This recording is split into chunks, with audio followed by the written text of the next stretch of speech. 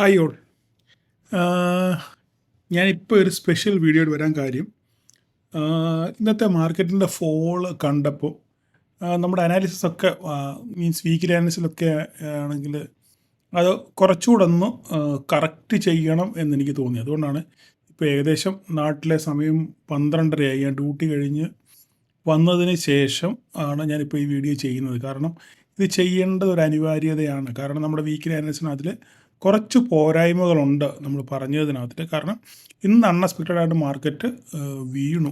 അപ്പം ഇനി അടുത്തത് വാട്ട് ഈസ് നെക്സ്റ്റ്, അതാണ് ചോദ്യം. അപ്പോൾ അത് എൻ്റെ മനസ്സിലുള്ള കുറച്ച് ആശയങ്ങൾ, അതായത് എൻ്റെ മനസ്സിൽ എന്താണ് ഇനിയും അടുത്ത ഒരു ഫർദർ മൂവ് എന്നുള്ളതിനെ പറ്റി ഒരു ധാരണ നിങ്ങളുമായിട്ടൊന്ന് പങ്കുവയ്ക്കുക എന്നുള്ള ഒറ്റ ഉദ്ദേശം മാത്രമേ ഉള്ളൂ ഇപ്പോൾ ഈ ഒരു സ്പെഷ്യൽ വീഡിയോയ്ക്ക്. അത് പറഞ്ഞില്ല എന്നുണ്ടെങ്കിൽ മാർക്കറ്റിന് ശേഷം നമുക്ക് എന്ത് വേണമെങ്കിലും പറയാം, അല്ലേ? മാർക്കറ്റിന് ശേഷം, പക്ഷേങ്കിൽ മാർക്കറ്റിന് മുന്നേ, സംഭവിക്കാൻ പോകുന്നതിന് മുന്നേ നമ്മൾ എന്തെങ്കിലും ഒരു ഹിൻറ്റ് അല്ലെങ്കിൽ നമുക്ക് എന്തെങ്കിലും ഒരു ഡയറക്ഷൻ കിട്ടുകയാണെന്നുണ്ടെങ്കിൽ അത് നമുക്ക് ആ നമ്മുടെ ട്രേഡിങ്ങിന് അത് ഭയങ്കരമായിട്ട് ഗുണം ചെയ്യും. മാർക്കറ്റ് വീണതിന് ശേഷം അത് അങ്ങനായിരുന്നു ഇങ്ങനായിരുന്നു എന്ന് പറഞ്ഞിട്ട് യാതൊരു കാര്യമില്ല. ഒരു പക്ഷെങ്കിൽ ഞാനിപ്പോൾ ഈ പറയുന്നതിന് നേരെ വിരുദ്ധമായിട്ട് വീണ്ടും പോകാൻ സാധ്യത ഒരു പക്ഷെങ്കിൽ കണ്ടേക്കാം. എങ്കിൽ തന്നെ ഐ ഡോണ്ട് കെയർ. ബട്ട് എൻ്റെ മനസ്സിൽ ഇനിയും തോന്നിയ കുറച്ച് കാര്യങ്ങൾ നിങ്ങളോടൊന്ന് പങ്കുവയ്ക്കണം എന്നുള്ള കാര്യങ്ങൾ മാത്രമേ ഉള്ളൂ. അപ്പം നമുക്ക് മിഡ് ക്യാപ്പും നിഫ്റ്റിയാണ് രണ്ട് കാര്യങ്ങളാണ് എനിക്ക് ജസ്റ്റ് നിങ്ങളോട് ഷെയർ ചെയ്യാനുള്ളത്. അപ്പം നമ്മൾ മിഡ് ക്യാപ്പിനകത്ത് നോക്കിക്കഴിഞ്ഞാൽ മിഡ് ക്യാപ്പ് ഇന്ന് വളരെ ഭീകരമായിട്ട് 469 പോയിൻ്റാണ് നിഫ്റ്റി ഇന്ന് ഏകദേശം വീണത്. അപ്പം ഇതായിരുന്നു നമ്മുടെ മേജർ സപ്പോർട്ട്. ഇതായിരുന്നു. ആ മേജർ സപ്പോർട്ട് ഇത് പൊട്ടി. പൊട്ടി നല്ല ഒരു ബെയറിഷ് ക്യാൻഡിലാണ് ഇവിടെ ഫോം ചെയ്തേക്കുന്നത്. അപ്പം ഇത് പൊട്ടിയ സ്ഥിതിക്ക് ഇനി അടുത്ത സപ്പോർട്ട് എവിടെയാണെന്നുള്ളതാണ് ചോദ്യം. അപ്പം അടുത്ത സപ്പോർട്ടെന്ന് പറഞ്ഞു കഴിഞ്ഞാൽ പിന്നെ നമുക്കിവിടെ ഒരു സപ്പോർട്ട് കാണാനുള്ളത് ഈ റേഞ്ചിലാണ്. ഇപ്പം നിൽക്കുന്നത് ഒരു കറക്റ്റ് സപ്പോർട്ടിലാണ് നിഫ്റ്റി വന്ന് നിൽക്കുന്നത്. നമ്മളിപ്പം മൗസ് വെച്ച് നോക്കുകയാണെന്നുണ്ടെങ്കിൽ നമുക്ക് നോക്കിക്കഴിഞ്ഞാൽ മനസ്സിലാവും. നമുക്ക് നോക്കിക്കേ, നിഫ്റ്റി ഒരു കറക്റ്റ് സപ്പോർട്ടിലാണ് പോകുന്നത്. ഇത് കണ്ടോ, ഇതൊരു നിലവിൽ ഇപ്പം നിൽക്കുന്നത് ഒരു കറക്റ്റ് സപ്പോർട്ടിലാണ്. വരച്ചാൽ ഈ നിൽക്കുന്നത് ഒരു നല്ല ഒരു കറക്റ്റ് സപ്പോർട്ടാണ്. അതിൻ്റെ കാര്യം എന്ന് പറഞ്ഞു കഴിഞ്ഞാൽ നോക്കിക്കഴിഞ്ഞാൽ കറക്റ്റായിട്ട് മനസ്സിലാവും. നിങ്ങൾ ശാന്തമായിട്ട് കേൾക്കണം കേട്ടോ. ഇത് മാർക്കറ്റ് ഇവിടെ നിന്ന് സപ്പോർട്ട് എടുത്തു. അതിനുശേഷം ഇവിടെ പണ്ട്, അതായത് മാർക്കറ്റ് കഴിഞ്ഞ വർഷം മെയ് ജൂൺ ജൂലൈ മാസങ്ങളിൽ ഇവിടെ വന്നു, ഒന്ന് റെസിസ്റ്റൻസ് എടുത്തു, തിരിച്ച് വീണ്ടും പോയി, വീണ്ടും റെസിസ്റ്റൻസ് എടുത്തു, വീണ്ടും തിരിച്ച് താഴെ പോയി, വീണ്ടും വന്ന് ഒരു ബ്രേക്കൗട്ട് നൽകിയ ഒരു സ്ഥലമാണ്. ബ്രേക്കൗട്ട് നൽകി പിന്നെ ഇവിടെ റീടെസ്റ്റ് എടുത്തു. അതിനുശേഷമാണ് മാർക്കറ്റ് ഒരു ഫർദർ റാലി നടത്തിയത്. അപ്പോൾ ഇതൊരു ഈ പോയിൻ്റ് എന്ന് പറയുന്ന ഒരു ഇമ്പോർട്ടൻ്റ് പോയിൻ്റ്. ഈ പോയിൻ്റ് എൻ്റെ കോൺസെപ്റ്റിൽ ഈ പോയിൻ്റ് ഒരു വെരി ഇമ്പോർട്ടൻ്റ് പോയിൻ്റാണ്. അങ്ങനെയാണെന്നുണ്ടെങ്കിൽ മാർക്കറ്റ് ഒരു പക്ഷെങ്കിൽ നാളെ മാർക്കറ്റ് ഒരു അനുകൂല സാഹചര്യം ഉണ്ടെങ്കിൽ മാർക്കറ്റ് ഇവിടുന്ന് റിവേഴ്സ് ചെയ്യും. നാളെ മാർക്കറ്റ് ഇവിടുന്ന് റിവേഴ്സ് ചെയ്യാനുള്ള സാധ്യതയുണ്ട്. നിലവിൽ ഇപ്പം നമ്മൾ നോക്കുകയാണെന്നുണ്ടെങ്കിൽ ഡൗ ജോൺസ് ഏകദേശം 200 പോയിൻ്റ് അപ്പിലാണ് ഓടുന്നത്. 268 പോയിൻ്റാണ് ഇപ്പം അപ്പിലാണ് ഓടുന്നത്. അങ്ങനെയാണെന്നുണ്ടെങ്കിൽ മിക്കവാറും നാളെ നമുക്ക് ഇതിൻ്റെ കാര്യം വിട്ടേ, ഡൗ ജോൺസ് ഇപ്പോൾ പറഞ്ഞ കാര്യമില്ലല്ലോ. അപ്പോൾ നാളെ ഒരു പോസിറ്റീവ് ഓപ്പണിംഗ് കിട്ടുകയാണെന്നുണ്ടെങ്കിൽ മാർക്കറ്റ് ഇവിടുന്ന് തിരിച്ച് ജമ്പ് ചെയ്യാനുള്ളൊരു സാധ്യത നമുക്ക് തള്ളിക്കളയാൻ പറ്റത്തില്ല. അങ്ങനെയാണെന്നുണ്ടെങ്കിൽ ഈ വീണ ഫോഴ്സിൽ തന്നെ മാർക്കറ്റ് തിരിച്ചു കയറും. മിഡ് ക്യാപ്പിൻ്റെ ഒരു വലിയ പ്രത്യേകത എന്ന് പറഞ്ഞു കഴിഞ്ഞാൽ എത്ര ശക്തിയോടെ വീഴുന്നോ അതേ ശക്തിയോടെ തന്നെ ഉയർത്തെഴുന്നേക്കാനുള്ള ശക്തി, ഒരു പ്രത്യേക സ്വഭാവം നമ്മുടെ മിഡ് ക്യാപ്പിനുണ്ട്. നമ്മൾ ആ കാര്യം മറന്നുപോലെ നമ്മൾ ശരിക്കും നമ്മുടെ ചാർട്ട് ശരിക്കും പരിശോധിച്ച് കഴിഞ്ഞാൽ നമുക്ക് മനസ്സിലാവും എപ്പോഴൊക്കെ നിഫ്റ്റി വീണിട്ടുണ്ടോ. ഇതവിടെ നോക്കിക്കേ, ഞാൻ ഒരു പ്രാവശ്യം ഓൾറെഡി ഇത് പറഞ്ഞിട്ടുള്ളത്, പിന്നെ എപ്പോഴും പറഞ്ഞ കാര്യമില്ല. ഇതവിടെ നോക്കിക്കേ, ഇവിടെ നല്ലപോലെ വീണു. അപ്പോൾ അതുപോലെ തന്നെ മാർക്കറ്റ് തിരിച്ചു കയറി, അതിൻ്റെ ഡബിൾ ശക്തിയോടെ സ്ട്രോങ്ങോടെ തിരിച്ചു കയറി. ഇവിടുന്ന് വീണ്ടും മാർക്കറ്റ് വീണു. അതിനുശേഷം ഇവിടുന്ന് വലിയൊരു റാലിയായിരുന്നു, ഇല്ലേ? പിന്നെ ഇവിടെ വീണു, പിന്നെ തിരിച്ചു കയറി, ഇവിടെ വീണു, തിരിച്ചു കയറി, ഇവിടെ വീണു, തിരിച്ചു കയറി, തിരിച്ചു കയറി, ഇങ്ങനെ പോവാണ്. അതിനുശേഷം ഇവിടെ നല്ലൊരു ഗ്യാപ്പ് ഡൗൺ ഫോൾ വരെ കിട്ടി. ഇവിടെ നല്ലൊരു ഫോൾ കിട്ടി. പക്ഷെ അതിനുശേഷം മാർക്കറ്റ് ഇവിടെ നല്ല വൃത്തിയായിട്ട് ഭയങ്കരമായിട്ട് നല്ലൊരു റാലി തന്നു. അപ്പം ഈ സത്യം പറഞ്ഞു കഴിഞ്ഞാൽ ഇങ്ങനെ ഒരു സിനാരിയോ ഞാൻ കുറേ ചാർട്ട് പുറകോട്ട് ഞാൻ നോക്കി മിഡ് ക്യാപ്പിൻ്റെ, ഇതിനകത്തിൽ ഇങ്ങനെ ഒരു സിനാരിയോ ഇതുവരെയായിട്ടും വന്നിട്ടില്ല.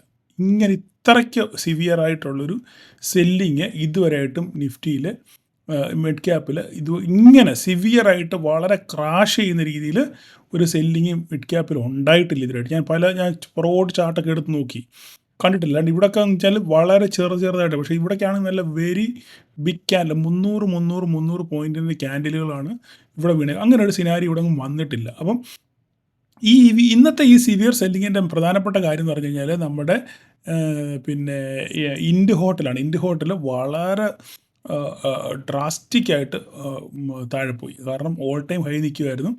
അതുകൊണ്ട് ഡ്രാസ്റ്റിക് ആയത് നമ്മുടെ ട്രെൻഡ് ലൈനൊക്കെ പൊട്ടിച്ച്, പണ്ട് നമ്മൾ വരച്ചിട്ടിരുന്നത് അതൊക്കെ പൊട്ടിച്ച് താഴെ വന്ന് ക്ലോസ് ചെയ്ത് നിൽക്കുകയാണ്. അപ്പം ഇത് സത്യം പറഞ്ഞാൽ ഇത് നമ്മൾ ഒരു കാര്യം ചിന്തിക്കണം, ഫണ്ടമെൻ്റലി പ്രശ്നങ്ങളൊന്നും ഉണ്ടായിട്ടല്ല ഈ സ്റ്റോക്കുകളൊക്കെ വീഴുന്നത്. മാർക്കറ്റ് ഇടിയുന്നതിൻ്റെ ഭാഗമായിട്ട് ഓരോ സ്റ്റോക്കുകളിലും കറക്ഷൻ വരുന്നത് മാത്രമേ ഉള്ളൂ. കാരണം ഇത് ഇത്രയും ഇവിടുന്ന് റാലി ചെയ്തു, അപ്പോൾ അത് ഒരു കറക്ഷൻ അനിവാര്യമാണ്, മനസ്സിലായോ? അപ്പം അങ്ങനെ എല്ലാത്തിലും പെർസിസ്റ്റൻസ് നോക്കുവാണെങ്കിലും ഓൾ ടൈം ഹൈ ആയിരുന്നു. പിന്നെ കോഫോർജ് നോക്കുവാണെങ്കിലും ഓൾ ടൈം ഹൈ ആയിരുന്നു. നമുക്ക് നോക്കിക്കഴിഞ്ഞാൽ കിട്ടും. ഒരു മിനിറ്റ്, കോഫോർജ് കണ്ടോ, ഓൾ ടൈം ഹൈ ആയിരുന്നു. അവിടുന്ന് കാരണം ഇതിനൊക്കെ ഇത്രയും റാലി ചെയ്തതിന് ശേഷം ഒരു കറക്ഷൻ നമുക്ക് അത്യാവശ്യമാണ്. അത് ആ ഒരു മാർക്കറ്റിൻ്റെ ഒരു സ്വാഭാവികത മാത്രം അവിടെ കാണിക്കുന്നത് മാത്രമേ ഉള്ളൂ. ഇത് അനിവാര്യതയാണ്. ആ അനിവാര്യത ഇതല്ലെന്നുണ്ടെന്നുണ്ടെങ്കിൽ പിന്നെ ഇതിൻ്റെ വീഴ്ച വളരെ ഭീകരം. ഇപ്പോഴെങ്കിലും വീണത് നന്നായി. അതുപോലെ ഓരോന്നും നമ്മൾ നോക്കി കഴിഞ്ഞാൽ കൊമിൻസ് ഇന്ത്യ ആണെന്നുണ്ടെങ്കിൽ ശരിക്കും നല്ലപോലെ വീണ് 3000-നൊക്കെ താഴെ പോയി. 2790 ആ നമ്മുടെ ബേസ് ലൈനൊക്കെ പൊട്ടിച്ച് താഴെ പോയി. ഞാൻ അവിടെ ഒത്തിരി പറഞ്ഞ സമയം കളയുന്നില്ല. അപ്പോൾ നമുക്ക് മിഡ് ക്യാപ്പിലോട്ട് വരാം. അപ്പം അങ്ങനെയാകുമ്പം അപ്പം ഞാൻ പറഞ്ഞത് ഇതൊരു സപ്പോർട്ടിലാണ് ഇപ്പം നിലവിൽ നിൽക്കുന്നത്. ഇനിയും ഈ സപ്പോർട്ട് പൊട്ടിച്ചാൽ വാട്ട് ഈസ് നെക്സ്റ്റ്, അതാണ് ചോദ്യം. ഓക്കെ, അതിന് ശേഷം അങ്ങനെ പൊട്ടിച്ചാൽ അടുത്ത സപ്പോർട്ടാണ് അതുകൊണ്ട് ഈ കാണുന്ന സാധനം. ഇതാണ് അടുത്ത ഒരു സപ്പോർട്ട്. ഇത് നമുക്ക് ഏകദേശം 11,150 ആയിരിക്കും അടുത്ത സപ്പോർട്ട്. ഇതിന് തൊട്ടി താഴോട്ട് പോകാനുള്ള സാധ്യത വളരെ കുറവാണ്. അപ്പം കാര്യം ഞാൻ പറഞ്ഞ് മനസ്സിലായല്ലോ. പിന്നെ അടുത്തതെന്ന് പറഞ്ഞു കഴിഞ്ഞാൽ ഇത് പണ്ട് നമ്മുടെ ഇലക്ഷൻ്റെ ആ ദിവസത്തെ ആ വീഴ്ചയാണിത്. നമ്മളത് കണക്ക് കൂട്ടണ്ട. അപ്പോൾ 11,150 അവിടം വരെ നോക്കിയാൽ മതി. അതിനുശേഷം എന്ത് സംഭവിക്കുന്നുള്ളത് അന്നേരം നമുക്ക് തീരുമാനിക്കാം. ഓക്കെ, ഇനി മുകളിലോട്ട് പോവുകയാണെന്നുണ്ടെങ്കിൽ നമ്മൾ തിരിച്ച് മാർക്കറ്റ് റിവേഴ്സ് ചെയ്യുകയാണെന്നുണ്ടെങ്കിൽ ഫസ്റ്റ് ടാർഗറ്റ് എന്ന് പറഞ്ഞു കഴിഞ്ഞാൽ നമുക്ക് ഇതായിരിക്കും ഫസ്റ്റ് ടാർഗറ്റ്. എത്ര? 12,512 ഫസ്റ്റ് ടാർഗറ്റ് ആയിരിക്കും. സെക്കൻഡ്, 12,512 എത്ര നോട്ട് ഞാൻ നോക്കിക്കോട്ടെ. ഇതായിരിക്കും ഫസ്റ്റ് ടാർഗറ്റ്. ഓക്കെ, 12,559 600 കൂട്ടാം, 12,560 ആയിരിക്കും ഫസ്റ്റ് ടാർഗറ്റ്. സെക്കൻഡ് ടാർഗറ്റ് ഇതായിരിക്കും സെക്കൻഡ് ടാർഗറ്റ്. 2 ടാർഗറ്റേ പറയാനുള്ളൂ.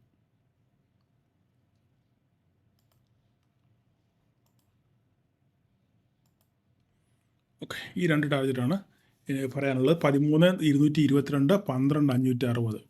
ഓക്കെ, ഇത് ഇവിടുന്ന് മുകളിലോട്ട് പോവുകയാണെന്നുള്ളത്. താഴോട്ട് വരുവാണെന്നുണ്ടെങ്കിൽ 11,150. ഇതാണ് നിഫ്റ്റിയുടെ മിഡ് ക്യാപ്പിൻ്റെ അടുത്ത ഒരാഴ്ചത്തേക്കുള്ള ഈ നെക്സ്റ്റ് വെള്ളിയാഴ്ച വരെയുള്ള ഒരു ഒരു ഒരു ഒരു വീക്കിലി ഒരു ബേസിൽ നമ്മൾ അനലൈസ് ചെയ്യുവാണെങ്കിൽ ഇന്നത്തെ ഫോളിൻ്റെ അടിസ്ഥാനത്തിൽ നമ്മളത് അനലൈസ് ചെയ്യുവാണെന്നുണ്ടെങ്കിൽ നമുക്ക് മനസ്സിലാകുന്ന ഒരു സംഭവമാണ് ഇത് മിഡ് ക്യാപ്പിനകത്തിൽ. ഓക്കെ, അപ്പം കാര്യങ്ങൾ മനസ്സിലായല്ലോ. അപ്പോൾ മിഡ് ക്യാപ്പിൻ്റെ കാര്യം ഞാൻ അവിടെ വെച്ച് പറഞ്ഞു നിർത്തുന്നു. ഇത് സ്പെഷ്യൽ അനാലിസിസ് ഞാൻ ജസ്റ്റ് ഈ 4 ദിവസം അടുത്ത 4 ദിവസത്തേക്കുള്ള കാര്യമാണ് ഞാൻ ഈ പറയുന്നത്. കാരണം നമ്മുടെ വീക്കിലി അനാലിസിസിൽ നമുക്ക് ഇത്രയും ഡ്രാസ്റ്റിക്കായിട്ട് ഇന്ന് വീണത് കൊണ്ട് നമുക്കൊരു ഫർദർ സ്റ്റെപ്പ് നിങ്ങൾക്ക് കൺഫ്യൂസ്ഡ് ആയിരിക്കും. അത് അപ്പോൾ ആ കൺഫ്യൂഷൻ മാറ്റുന്നതിന് വേണ്ടിയാണ് ഞാൻ ഇങ്ങനെ അഡ്വാൻസ് ആയിട്ട് നിങ്ങളോട് പറയുന്നത്. ഓക്കെ, അപ്പോൾ അടുത്ത് നമുക്ക് നിഫ്റ്റിയിലോട്ട് വരാം. ഓക്കെ,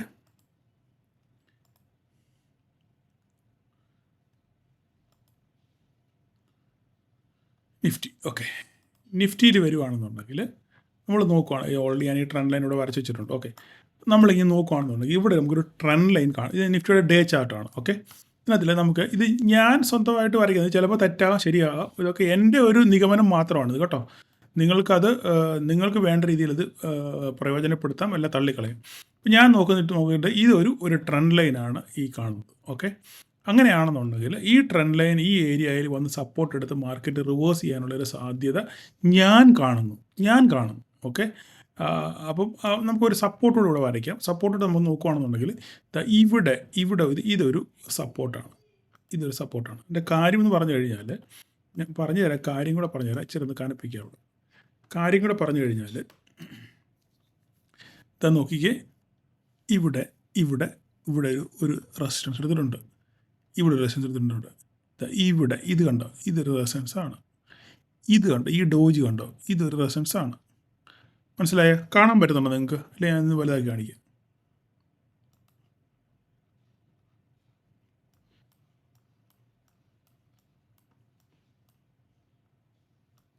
ഇപ്പോൾ കാണാൻ പറ്റുന്നുണ്ടോ? ഓക്കെ, ഇനി ഞാൻ വരച്ച് കാണിക്കാം.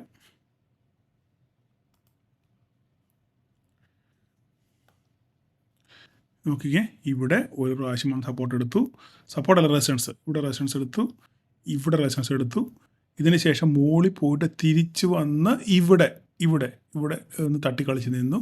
ഇത് ബ്രേക്ക് ചെയ്തെങ്കിലും പോയി ഇവിടെ വന്നാൽ ഇത് നോക്കി കണ്ടോ, ഇവിടെ റെസിസ്റ്റൻസ് എടുത്തു. അതിന് ശേഷം ഇത് മോളിൽ ഗ്യാപ്പപ്പ് പോയി, ഇവിടുന്ന് ഗ്യാപ്പപ്പ് പോയതിന് ശേഷം തിരിച്ച് ഗ്യാപ്പ് ഡൗൺ വന്നു.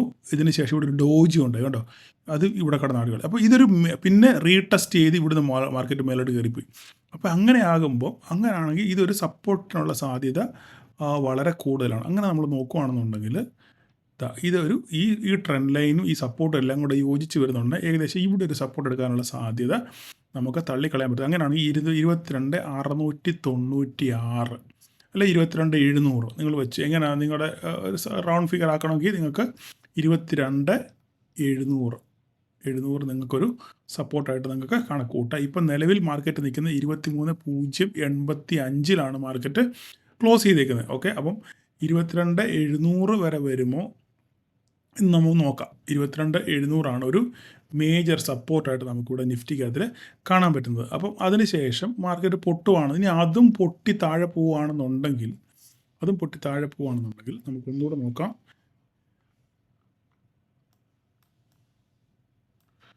ഇപ്പം നിലവിൽ നിൽക്കുന്നത് മാർക്കറ്റ് 23,085 23,000 കട്ട സപ്പോർട്ടാണെന്ന് ഞാൻ പറഞ്ഞു. നമുക്ക് 23,000 നമുക്കൊന്ന് വരച്ചിട്ടേക്കാം. ഇവിടെ 23,000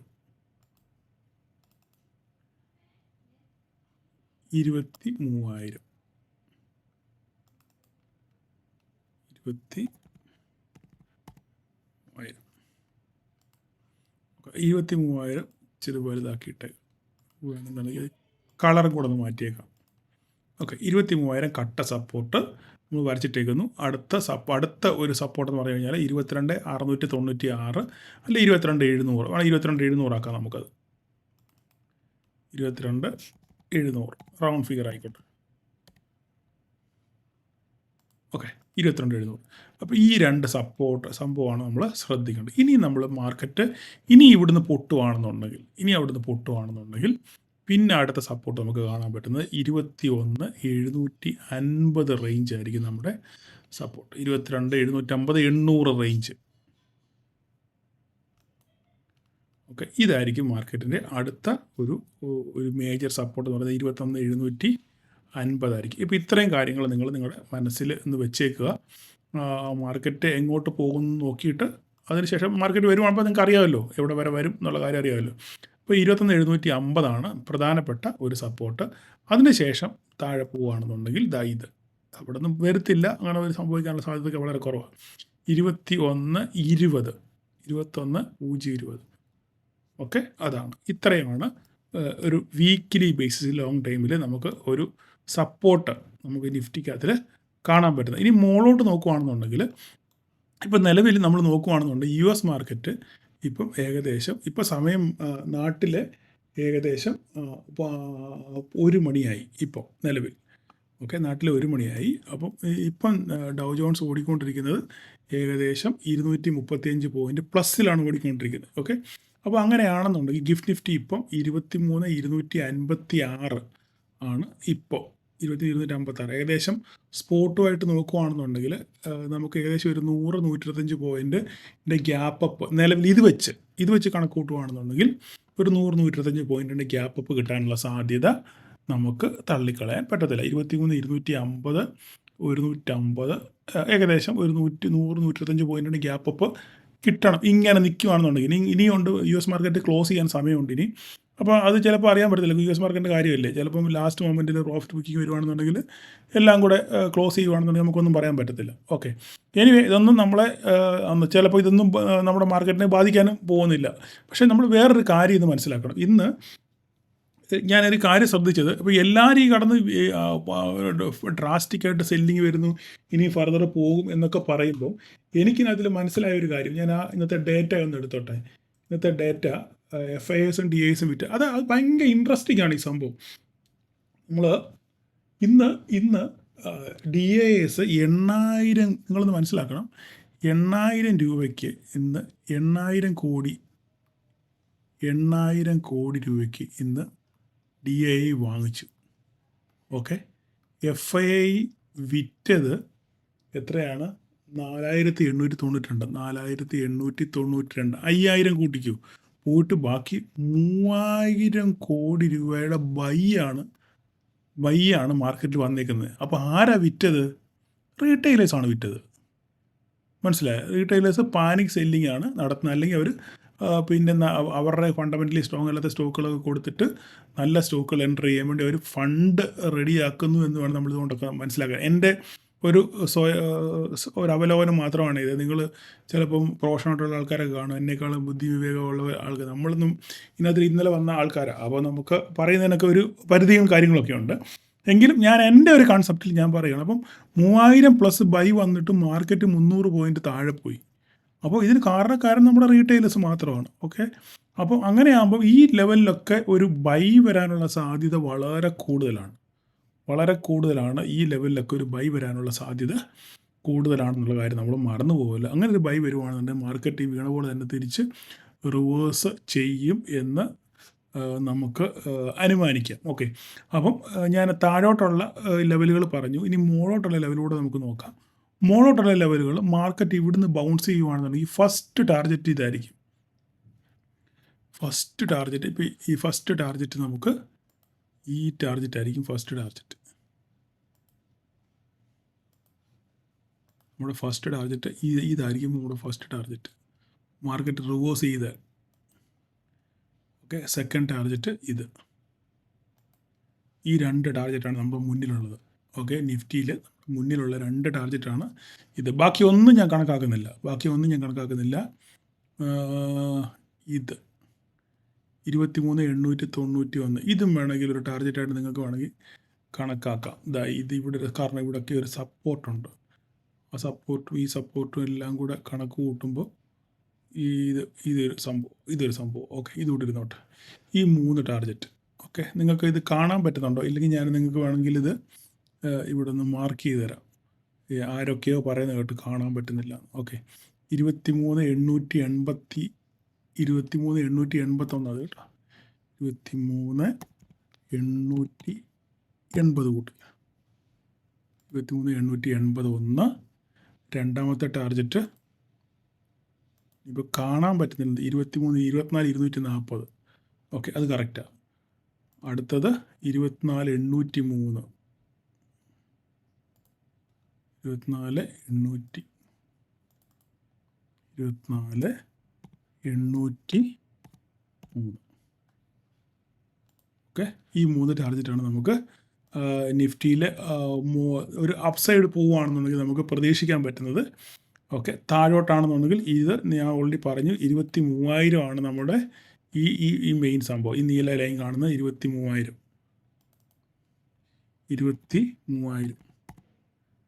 ഓക്കെ, അടുത്തത് 22,700. അടുത്തത് 22,700. അടുത്തത് നമുക്ക് താഴെ 21,750. 21,750. ഇനി കാണുന്നില്ല എന്ന് പറഞ്ഞ് ഇനി ആരും പരാതി പറയില്ല. Okay, final support 21,020. 21,020. ഓക്കെ, അപ്പോൾ എല്ലാം ക്ലിയർ ആയല്ലോ, എല്ലാം ക്ലിയർ ആയിട്ട് കിട്ടിയല്ലോ നിങ്ങൾക്ക്. ഇതായിരിക്കും നമ്മളുടെ താഴോട്ടാണെങ്കിൽ മുകളിലോട്ടുള്ള ലെവലുകൾ. ഇത് നിങ്ങൾ നോട്ട് ചെയ്ത് വെക്കുക. ഇത് ഈ ആഴ്ചത്തെ കാര്യമാണ് പറഞ്ഞത്. ഈ ആഴ്ച എങ്ങോട്ട് മാർക്കറ്റ് ബ്രേക്ക് ചെയ്ത് നോക്കാം. ഞാൻ കരുതുന്നത് ഈ ട്രെൻഡ് ലൈൻ ബ്രേക്ക് ചെയ്ത് താഴോട്ട് പോകത്തില്ല. അഥവാ പോയാൽ നമുക്ക് ഇവിടെ 22,700 സപ്പോർട്ടിനുള്ള സാധ്യത കൂടുതലാണ്. ഇതൊക്കെ ഞാൻ ഈ പറയുന്നത് ചിലപ്പോൾ ഒരു പക്ഷെങ്കിൽ തെറ്റായിരിക്കാം, ചിലപ്പോൾ എൻ്റെ ഈ പ്രൊഡിക്ഷൻസിന് വേറെ വിരുദ്ധമായിട്ടായിരിക്കാം പോയേക്കുന്നത്. But I don't care. Just ഞാനങ്ങ് പറയുന്നു, അത്രയേ ഉള്ളൂ. ഓക്കെ, എനിക്ക് ബോധ്യം വന്ന കാര്യങ്ങൾ ഞാൻ നിങ്ങളോട് ഷെയർ ചെയ്യുന്നു. ഓക്കെ, മാർക്കറ്റ് കഴിഞ്ഞതിന് ശേഷം അങ്ങനെ ഞാൻ പറഞ്ഞില്ലേ, ഇങ്ങനെ പറഞ്ഞില്ലേ, അത് അങ്ങനെ പോയി ഇങ്ങനെ പോയി, അതിനകത്തൊന്നും നമുക്ക് കാര്യമില്ല. ഓക്കെ, അപ്പോൾ നമുക്ക് എന്തെങ്കിലും ഒരു ഹിൻഡ് നിങ്ങൾക്ക് തരാൻ പറ്റുന്നെങ്കിൽ, ആ ഹിൻഡിലൂടെ നിങ്ങൾക്ക് രക്ഷപ്പെടാൻ പറ്റുന്നെങ്കിൽ ഓക്കെ, ഐ ആം ഹാപ്പി. അത്ര മാത്രമേ ഉള്ളൂ. അതുകൊണ്ടാണ് ഞാൻ ഈ ലേറ്റ് നൈറ്റായിട്ടും ഈ കാര്യം ഞാൻ വീക്കിലി അനാലിസിസ് ഓൾറെഡി ചെയ്തു. ഞാൻ ഇന്ന് ഡ്യൂട്ടിക്കിടയിലും ഞാൻ ഇന്ന് നിങ്ങളുടെ പ്രീ മാർക്കറ്റ് ഞാൻ ചെയ്തു. എങ്കിലും എനിക്ക് മനസ്സിനൊരു എന്താ പറയുന്ന ഒരു ശാന്തി വരാത്തതുകൊണ്ടാണ് ഞാൻ ഇന്ന് രാത്രിയിൽ തന്നെ ഞാൻ ഇത് നിങ്ങളോട് ഷെയർ ചെയ്യുന്നത്. ഓക്കെ, അപ്പം എല്ലാവരും കാണാൻ ശ്രമിക്കുക. ഓക്കെ, അപ്പം താങ്ക് യു ഓൾ.